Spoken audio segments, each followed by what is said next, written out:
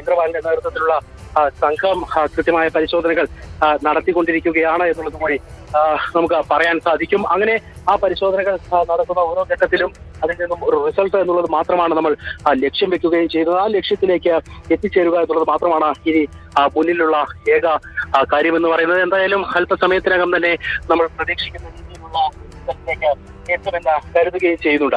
ഇതിൽ ഏറ്റവും പ്രധാനപ്പെട്ട കാര്യം ഇന്നലെ വരെ ഒരു ബൂം എക്സ്കവേറ്റർ ഉപയോഗിച്ചുകൊണ്ടായിരുന്നു മണ്ണ് നീക്കം അടക്കമുള്ള കാര്യങ്ങളിൽ നമ്മൾ മുന്നോട്ട് പോയിരുന്നത്. പക്ഷേ ഇന്ന് അത് അല്പം കൂടി കാര്യക്ഷമമാക്കുന്ന രീതിയിലേക്ക് മറ്റൊരു ബൂം എക്സ്കവേറ്റർ കൂടി എത്തിച്ച് മണ്ണ് നീക്കം സുഗമമാക്കുന്ന നടപടികളിലേക്ക് നടക്കുകയും ചെയ്തിട്ടുണ്ട്. അങ്ങനെയാകുമ്പോൾ അവിടെ ഒരു പാത്ത് ക്രിയേറ്റ് ചെയ്ത് മുകളിൽ നിന്ന് ഒഴുകിയെത്തുന്ന വെള്ളം ഉൾപ്പെടെ പുറത്തേക്ക് ഒഴുക്കിക്കളയാനുള്ള സംവിധാനങ്ങളടക്കം സജ്ജീകരണങ്ങളടക്കം കൊണ്ടുവരികയും ചെയ്തിട്ടുണ്ട്. അങ്ങനെ കൊണ്ടുവന്ന് ആ മേഖലയിൽ നിന്നുള്ള മണ്ണ് നീക്കം വളരെ സുഗമമാക്കി മുന്നോട്ട് പോകാൻ കഴിയും എന്നുള്ളത് തന്നെയാണ് നമ്മൾ പ്രതീക്ഷിക്കുന്നത്. ആ പ്രതീക്ഷയ്ക്ക് ഒക്കെ ഒരു ഫലമുണ്ടാകണമെങ്കിൽ ഇന്ന് വൈകിട്ടെങ്കിലും കൃത്യമായ രീതിയിൽ നമുക്ക് ഒരു റിസൾട്ടിലേക്ക് എത്താൻ സാധിക്കണം. അർജുനെ കണ്ടെത്താൻ കഴിയുന്ന സാഹചര്യം ഉണ്ടാകണം എന്നുള്ളത് തന്നെയാണ്. അതേസമയം തന്നെ ഇന്നലെ ചില കയറിന്റെ ഭാഗങ്ങൾ ഉൾപ്പെടെ ആ മേഖലയിൽ നിന്ന് കണ്ടെത്തുന്ന സാഹചര്യം ഉണ്ടായിരുന്നു. ആ കാര്യത്തിലൊക്കെ തന്നെ ഒരു സ്ഥിരീകരണ വിവരങ്ങൾ നൽകിക്കൊണ്ടിരിക്കുന്നത്. ഏറ്റവും പുതിയ വിവരങ്ങളിലേക്ക് നമുക്ക് പോകണം.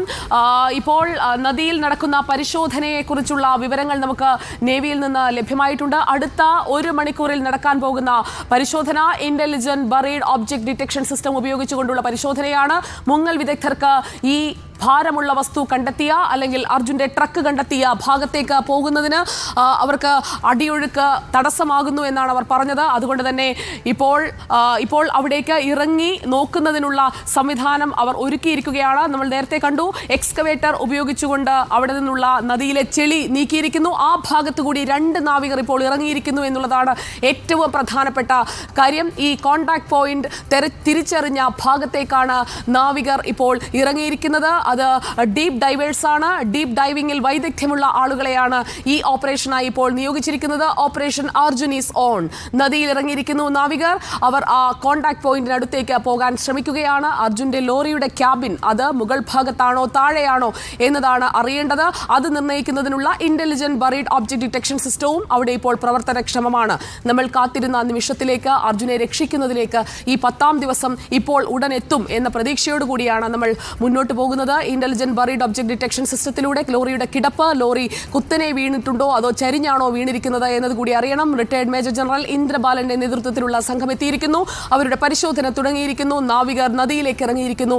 AK അഭിലാഷ്, അടിയൊഴുക്കൊന്നും വകവയ്ക്കാതെ നാവികർ ഒടുവിൽ 2ഉം കൽപ്പിച്ച് പുഴയുടെ അടിത്തട്ടിലേക്ക് നമ്മുടെ അർജുനെ തേടി ഇറങ്ങിയിരിക്കുന്നു അല്ലേ?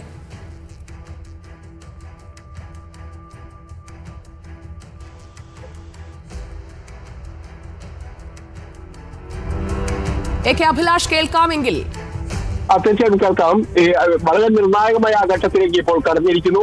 നാവികർ ഇപ്പോൾ 2 നാവികരാണ് ഇപ്പോൾ സ്കൂബ ഡൈവിംഗിനായി ഇപ്പോൾ നദിയിലേക്ക് ഇറങ്ങിയിരിക്കുന്നത്. നമ്മൾ വളരെ നേരമായി കാത്തിരിക്കുന്ന ആ ഒരു കാര്യത്തിലേക്ക് ഇപ്പോൾ എത്തിയിരിക്കുന്നു. അതായത് ഈ വാഹനം എവിടെയുണ്ട് എന്ന് കണ്ടെത്തുന്നതിനുള്ള ഫിസിക്കലായുള്ള പരിശോധനയ്ക്ക് വേണ്ടിയാണ് ഇപ്പോൾ നാവികർ 2 പേർ ഇപ്പോൾ നദിയിലേക്ക് ഇറങ്ങിയിരിക്കുന്നത് എന്നുള്ള സൂചനകൾ തന്നെയാണ് നമുക്ക് ഇപ്പോൾ ലഭിക്കുന്നത്. നേരത്തെ ഒരു വട്ടം നാവികരും അതോടൊപ്പം തന്നെ 3 പ്രാവശ്യത്തോളം NDRF സംഘവും ഈ നദിയിൽ പരിശോധന നടത്തിയിരുന്നു.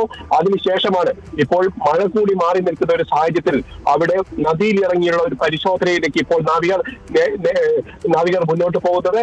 ഏതായാലും അല്പസമയങ്ങൾക്കകം തന്നെ ഈ വാഹനത്തെ ലൊക്കേറ്റ് ചെയ്യുന്ന പ്രക്രിയ പൂർത്തിയാകുമെന്നാണ് മനസ്സിലാക്കുന്നത്. ഒരു പക്ഷേ ആദ്യഘട്ടത്തിൽ 4-5 മീറ്റർ താഴത്തേക്ക് മാത്രമായിരിക്കും നാവികർ ഇറങ്ങുക. അതിനുശേഷം പിന്നീടുള്ള അടുത്ത ഘട്ടങ്ങളിലേക്കായിരിക്കും അടുത്ത ഘട്ടത്തിലേക്ക് അതായത് താഴ്ചയിലേക്ക് നീങ്ങുക എന്നാണ് നമുക്ക് മനസ്സിലാക്കാൻ കഴിയുന്നത്. പ്രധാനമായും ഈ നദിയുടെ അടിത്തട്ടിൽ പല സാധനങ്ങളും വന്നടിഞ്ഞിട്ടുണ്ട്.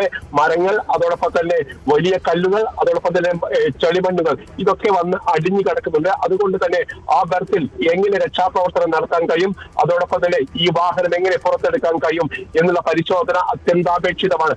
അതിന്റെ അടിസ്ഥാനത്തിലാണ് ഇപ്പോൾ നാവികർ ഇവിടെ ഇറങ്ങിയിരിക്കുന്നത്. അതിനുശേഷം അഭിലാഷ്, ഇപ്പോൾ 2 പേർ നേവിയുടെ നാവിക സംഘത്തിലെ 5 പേരെ പേരെയാണ് നമ്മൾ ബോട്ടിൽ കണ്ടത്. അതിൽ 2 പേർ ഇപ്പോൾ ട്രയൽ ഡൈവ് ചെയ്തിരിക്കുന്നു. അതായത് പരീക്ഷണ ഡൈവിംഗ് അവിടെ നടന്നിരിക്കുന്നു. അവർ ഈ സ്പോട്ട് ചെയ്തിരിക്കുന്ന പോയിന്റിലേക്ക്, കോൺടാക്ട് 1ലേക്ക് എത്തുകയാണ്. നദിയുടെ തീരത്ത് നിന്ന്, നദിയുടെ പുഴയോട് ചേർന്നുള്ള ഭാഗത്ത് നിന്ന് 20 മീറ്റർ മാറിയാണ് നദിയുടെ അടിത്തട്ടിൽ ഈ ട്രക്ക് ഇപ്പോൾ പൂണ്ടുകിടക്കുന്നത്. ആ കിടക്കുന്ന ഭാഗം, അത് ട്രക്കിന്റെ ചരിവെങ്ങനെയാണ്, ട്രക്ക് നേരെ താഴേക്ക് വീണാണോ നദിയിൽ ഇപ്പോൾ സ്ഥിതി ചെയ്യുന്നത്, അതൊക്കെയാണ് പരിശോധിച്ചുകൊണ്ടിരിക്കുന്നത്. അതേസമയം തന്നെ കരയിൽ ആക്റ്റീവായി നിൽക്കുന്നത് 2 എക്സ്കവേറ്ററുകളാണ്. ബൂം എക്സ്കവേറ്ററുകൾ ഉപയോഗിച്ചുകൊണ്ട് പുഴയുടെ തീരത്തെ മണ്ണൊലിച്ചിറങ്ങിയ കടകളും ഒക്കെ അടക്കം നദി എടുത്തുകൊണ്ടുപോയ ഭാഗത്തെ ചെളിയടക്കം കോരി മാറ്റിക്കൊണ്ട് അവിടെ പരിശോധന നടത്തുന്നു. ജലനിരപ്പിന് മുകളിലായി നേവിയുടെ 4 സംഘങ്ങൾ ഒരേ സമയം നിലയുറപ്പിച്ചിട്ടുണ്ട്. അതായത് operation Arjun is on. Retired major general ഇന്ദ്രബാലന്റെ നേതൃത്വത്തിലുള്ള സംഘമാണ് ഇപ്പോൾ നദിയിലൂടെ തെരച്ചിൽ നടത്തിക്കൊണ്ടിരിക്കുന്നത്.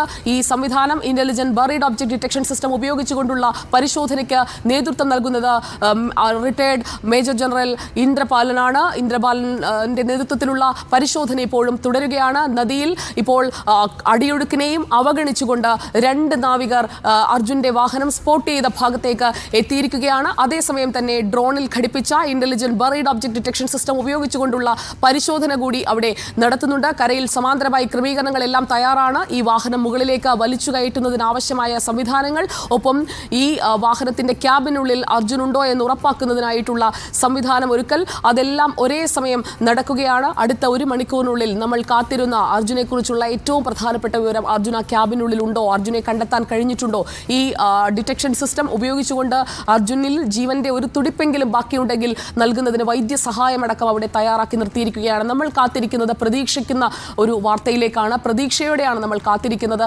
ഈ നിമിഷവും ഇതുവരെ ആ നദിയിൽ ഒഴുകിപ്പോയ പലരുടെയും മൃതദേഹം അവിടെ കരയ്ക്കടുപ്പിച്ചു. അർജുൻ ഈ വാഹനത്തിനുള്ളിലുണ്ട്. അർജുന്റെ ശരീരത്തിൽ ജീവന്റെ ഒരു തുടിപ്പെങ്കിലും ബാക്കിയുണ്ടെങ്കിൽ അർജുനെ നമുക്ക് മടക്കിക്കൊണ്ടുവരാൻ കഴിയും എന്ന പ്രതീക്ഷ നിലനിർത്തിക്കൊണ്ട് തന്നെയാണ് നമ്മൾ മുന്നോട്ട് പോകുന്നത്. നിർണായകമായുള്ള സൂചനകൾ ലഭിക്കുന്നു. വളരെ പ്രധാനപ്പെട്ട വിവരങ്ങളാണ് ഇനി ഡ്രോൺ പരിശോധനയിൽ നിന്ന് ലഭ്യമാകേണ്ടത്.